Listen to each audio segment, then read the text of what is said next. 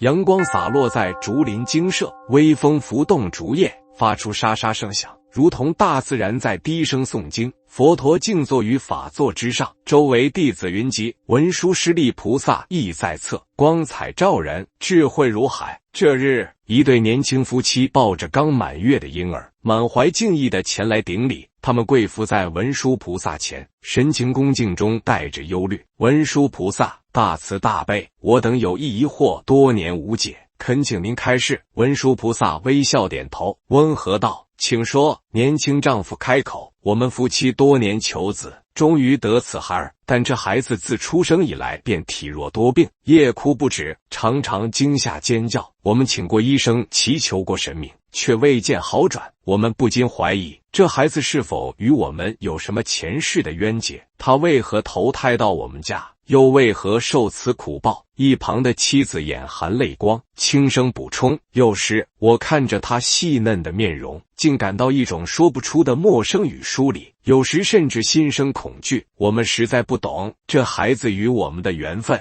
究竟是何来由？文殊菩萨闻言，目光慈悲深远，他双手合十，缓缓说道：善哉，汝等能发此疑问，证明内心已有觉醒之因。世人多不明因果，只知今生之苦乐，不知前世之业报，故常怀怨尤，怨天尤人。今日我便为你们说一说，孩子为何投胎到你家，其背后三重因缘。文殊菩萨正色道：孩子之所以成为你们的子女，第一重因缘便是来自过去世的业力牵引。这业力有的是善业，有的是恶业，有的是情债，有的是命债。杂含经中有言：父母与子女、夫妻兄弟，皆由业缘相聚。这世间的一切亲情关系，并非偶然，而是多生多世的因果轮转之结果。夫妻二人恭敬聆听，眼神中充满困惑与期待。文殊菩萨继续说道：譬如，若你们曾在过去某一世救过一位即将饿死的乞儿，给他食物、遮风避雨之所，那么他受你们恩惠未报，心中种下感恩之种。若你们再发大愿，愿来世与此人再相遇，我当护之如子，那么这位乞儿便可能投胎为你们的孩子来报恩也。反之，若你们在过去某世中曾经伤害、杀害、欺骗某人，造成他丧命或家破人亡，他心中怨恨不平，死后心念执着于报仇，于是他便可能在轮回中寻你而来，投胎为你子女，与你朝夕相对，借机讨债或制造苦难，使你懊恼悲伤，体会他当年的痛苦。文殊菩萨举出一个实例，在舍卫国有一位富商，家财万贯，却膝下无子。他与妻子诚心修行布施，愿望能得子嗣。后来他们收留了一名孤儿，视如己出。孩子长大后心怀感恩，继承家业，并在父母100年之后为其建塔供佛。这孩子实为过去世受富商夫妇救助之孤魂，感恩之心未泯，故来报恩也。再有一例，一位妇人前世卖药为业，却以假药害人无数，一名服药致死之人怨气不散，发誓来世报仇，结果这人转世为他今生的儿子，自幼多病，花尽母亲积蓄，并时常言语伤人，母子关系如仇，此即是抱怨与讨债之因缘也。年轻妻子听到此处，颤声问道：那孩子夜哭不止，是否与前世冤结有关？文殊菩萨点头，诚如是。若有冤魂转世未化解其怨念，或其心神未稳，易受外境惊动，即会常哭常怒，乃至对父母产生抗拒惧怕，皆是业力与心识的反应。他慈悲劝导，但此并非不能转化，业是可以解的，怨是可以释的，只要你们持诵佛号，供养三宝，常怀慈心，孩子之苦必能缓解。地藏菩萨本愿经中一言：若有女人临产之时能念地藏菩萨名者，母子平安，所生子女安乐少病。文殊菩萨望着他们，语气深沉地说道：世人皆爱言孩子是前世修来的福报，然而你们要明白，缘不一定是福，缘有善有恶，有报恩有报怨，有情缘有仇缘。你若心不正，业不清，即使得子，也未必是福报。你若能修福修慧，转化当下恶缘为善缘，使其从讨债子变为报恩子，那才是父母最大的功德。他语重心长地说：世间万法皆是因缘果报，唯有正见与修行，才能令苦转为乐，令怨转为爱。文殊师利合掌，为众人总结3句法语：第一，子女非我有，皆由业缘聚。子女并非我们真正的拥有，而是业力牵引而来的缘分。第二，恩怨皆可转，转在一念中，再深的怨也能转为善缘，只看你如何对待。第三，修福亦修慧，方可善度亲缘，不止供养布施，更要学佛法智慧，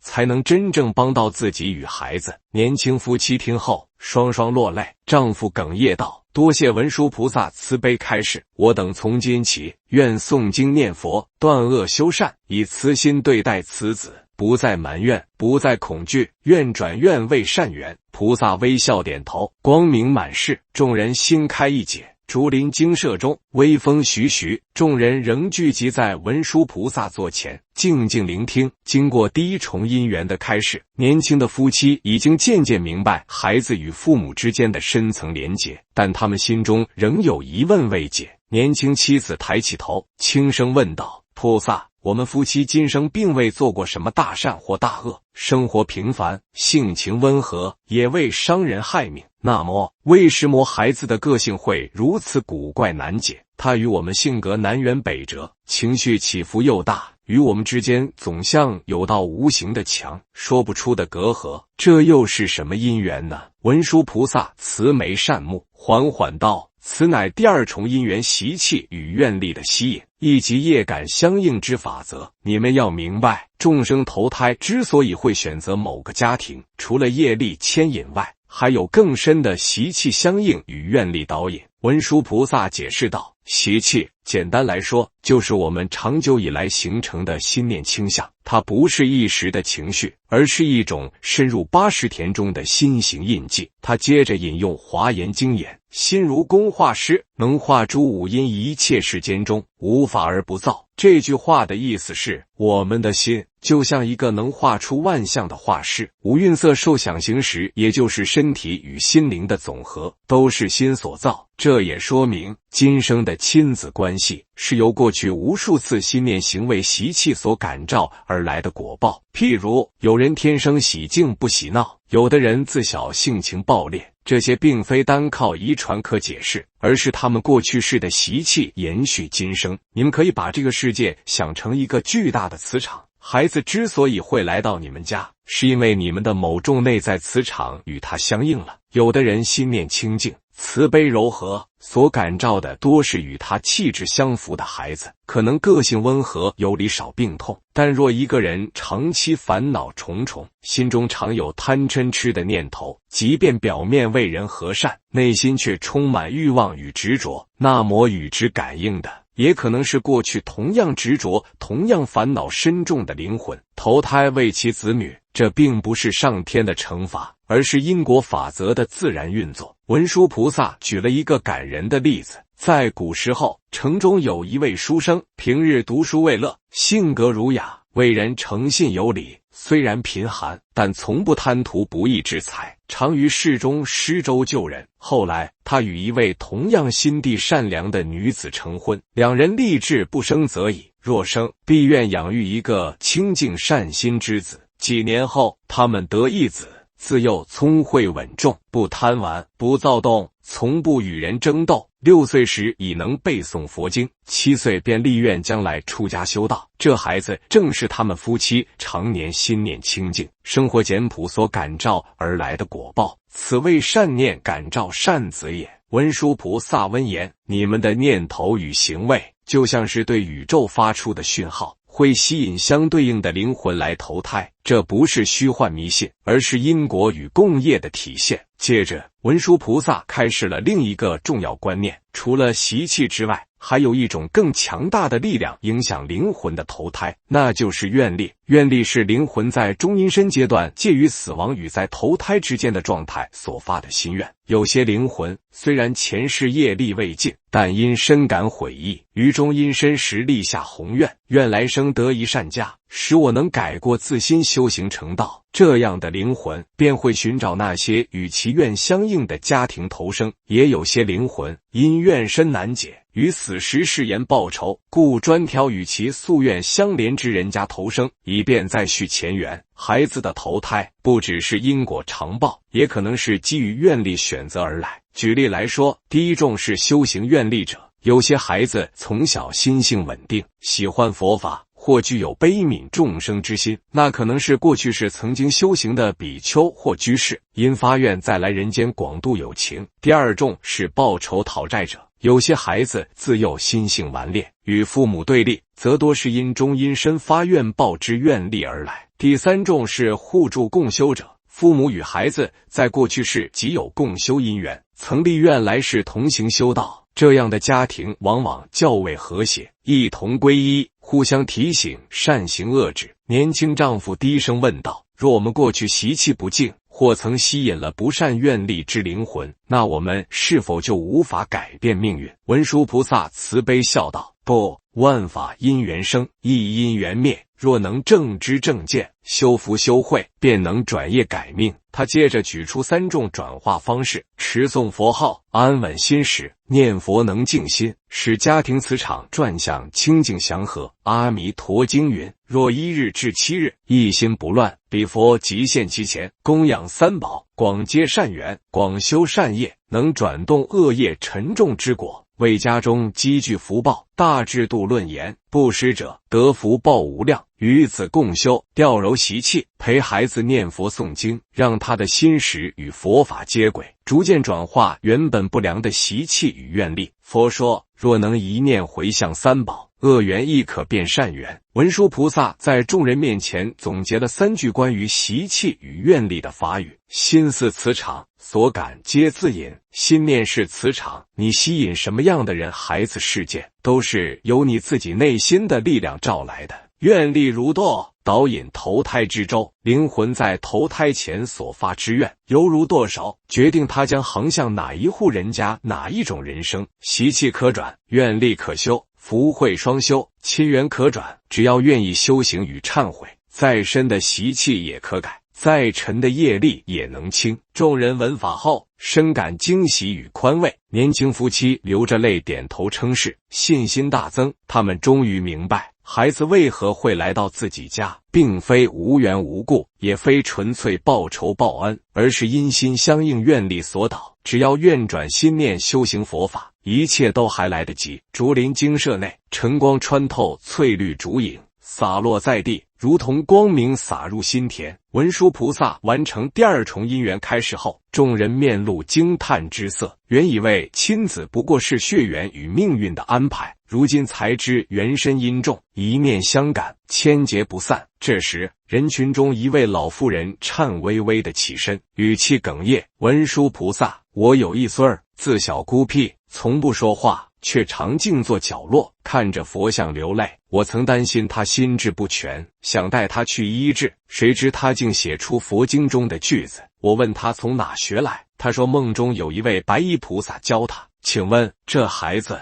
他是谁？他为何来到我家？文殊菩萨闻言合掌，双目慈悲，缓缓开口：善哉，善哉，老妇汝家之孙，非凡人也，是你家之大福报。世人常言，孩子是来讨债或报恩，却不知还有第3重因缘，有些孩子是来度你的。文殊菩萨说道：道驾慈航，乃菩萨大愿之显现。何谓道驾？即菩萨原可住于净土安乐，然因现众生苦，心生悲悯，故倒转方向，从安乐之境回到五浊恶世，以凡夫之身度化众生。何谓慈航？即菩萨以慈悲为舟，以智慧为舵，引领众生渡过生死苦海。他引用法华经言：诸佛世尊唯以一大事因缘出现于世，欲令众生开佛之见，令得清净。这些孩子便是有愿力的菩萨化身，或是过去世修行未满成愿再来的修行者，投生于特定家庭，以唤醒父母的佛性，启发其修行之道。文殊菩萨娓娓道来，他们可能不善言语，不合群，却有怜悯之心，对动物苦人特别敏感，自幼倾向宗教与静思，常喜独处默念经文，对佛像亲近，有时甚至忆起前世修行经历。父母因孩子的特质而接触佛法，或因孩子病苦而开始求法、诵经、念佛，最终走上修行之路。他们自身多受身体或情绪之苦，但正因如此，唤醒身边人对生死无常、善恶因果的体悟。文殊菩萨微笑，述说一则真实故事。昔日舍卫国有一屠户，名乔生，杀牛为生，性情粗暴，嗔怒易发，对妻儿不加慈悯。其妻修善多年，求佛庇佑，希望能转化夫婿之业。后来他诞下一子，自小体弱，却慧根深厚，2岁即念佛号，3岁能说偈语。屠户初时不信，甚至认为孩子神经错乱。后来孩子一次病重昏迷3日，醒来说出自己前世乃一名沙弥，愿今生救度父亲。孩子语中无惧，神情宁静，令乔生大惊，终于放下屠刀，皈依佛门，全家共同修行，成为舍卫国有名的净信之家。此即是菩萨示现，度父从恶入善。文殊菩萨语重心长地说：你以为你在抚养孩子，其实孩子是在成就你。有些人一辈子不闻佛法，不信因果，直到遭遇孩子的病苦、叛逆、过世重病，心痛欲绝之下，才开始思索人生意义。这样的痛苦其实是觉醒的催化剂，是孩子以自身苦难换取你灵性启蒙的慈悲行为。文殊菩萨接着开示，地藏菩萨本愿经中记载，观音、文殊、普贤诸大菩萨皆曾于地藏王前发愿，要尽未来嫉妒脱众生苦。地藏王更发下，地狱不空，是不成佛众生度尽，方正菩提。而有些修行中的灵魂，于中阴身期间，见某家庭将堕恶业，便自愿投胎其中，以自己的方式唤醒他们，或用哭声、病痛、天真智慧来提醒父母。这些就是道家慈航的子女。年轻妻子听到此处，眼中落泪，轻声问：若他是菩萨，为何从小多病、痛苦、孤单？为何不享福，而反被业所累？文殊菩萨叹道：正因他愿力深重，愿以身受业，待父母转报。正如普贤行愿品所言，愿我临命终时，除一切障碍，面见彼佛，即得往生。有些灵魂在来世前已发愿，愿我受苦以替父母消业，愿我短命以唤醒父母修行，愿我沉默以守护母亲平静之心。文殊菩萨双手合十，殷殷劝诫：第一，以感恩心对待子女，他们不是你拥有的，而是你生命中最重要的佛法提醒。第二，以慈心陪伴其修行之路，即使他沉默偏激、与众不同，也请以理解与包容善待，因他可能比你更接近觉悟。第三，共同修行，共生智慧。一家若能同诵佛号、供佛持斋，孩子的悲愿也得以圆满，家庭自然转化。文殊菩萨语气温柔，朗声说出3句总结法语：子非我有，是来度我。孩子不是你能掌控的，他是来助你醒悟的。苦中有愿，悲中有道。孩子的苦背后是悲愿，是菩萨的智慧化现。同修一缘，化苦为光。一家人若能共同修行，苦难中能化为智慧与慈悲的光明。听完开示，老妇人泪眼婆娑，伏地而拜。原来我孙不是不正常，是来救我的。原来我不应试图改变他，而应当学会看见他的光。年轻夫妻亦深受感动，当下发愿，每日共诵地藏经，与子同修，发心转化此生亲缘为法缘。佛光普照，竹林微动，众人内心皆如涌泉，不再恐惧孩子的来历，而是升起无限敬意与感恩。这便是第3重因缘，道家慈航。菩萨乘愿而来，为度亲而现凡胎。佛陀曾说，世间万法皆由因缘和合而生，亲子之间的聚合不过是这因缘之法的展现。只是众生往往只看见表面的欢喜与痛苦，却难以透视背后的3重因果。文殊菩萨慈悲指出，孩子投胎到你家从来不是偶然，而是因果的必然。有些孩子是来报恩还债，他们的来临给你带来了欢笑、希望与温暖；有些孩子是来讨债抱怨，他们以病苦对抗或不理解挑战着你的人性；而还有一些孩子是来度你行你，他们是菩萨化身，借凡胎之躯唤醒你沉睡的佛性。这3种因缘虽表现不同，但殊途同归，都是来成就你，帮助你觉悟人生真相。世间许多父母在育儿过程中常会困惑：为何我的孩子与别人不一样？为何他不听话、不懂事、不感恩？我做错了什么？事实上，与其问我错在哪里，不如问我们之间有什么未了的姻缘。当你认清这一点，心中便不再纠结于比较，不再妄求控制，而是以佛法的眼光看待每一段亲缘。因为你明白了，不是孩子欠我什么，而是我应给予什么。面对讨债的孩子，不需憎恨；面对不理解的孩子，也不必绝望。佛法教我们善用其心，即是佛心。你只需转变自己的念头，学会包容与理解，便已在潜移默化中为自己和孩子种下善缘。要知道，真正的教育不是改变孩子，而是提升自己。当你改变自己，孩子的心也会因你而改变。正如《地藏经》所说：若能至心称念地藏名号，愿与诸子女结善缘，现世安乐，后世解脱。这世间没有无缘无故的父母子女，每一段关系都是一场修行。有时你是老师，有时你是学生，有时你教孩子做人，有时是孩子叫你放下，教你慈悲。人生最难的功课，不是在道场，而是在家中。佛法最深的实践，不在诵经念佛，而是在面对不如意的人时，依然心怀慈悲，保持正念。最后，文殊菩萨勉励众人：若愿亲缘和合，应日日诵经持咒，持戒行善，广修福慧，为子女念佛回向，既利他，亦利己。愿每一位父母不再苦苦追问孩子为何这样，而是转念一想，孩子这样是我学习慈悲与智慧的机会。愿每一个家庭从此不再是业障交缠的战场，而是菩提共修的道场。愿你以爱解冤，以慧度亲，从此在轮回的路上不再迷惘，只见光明。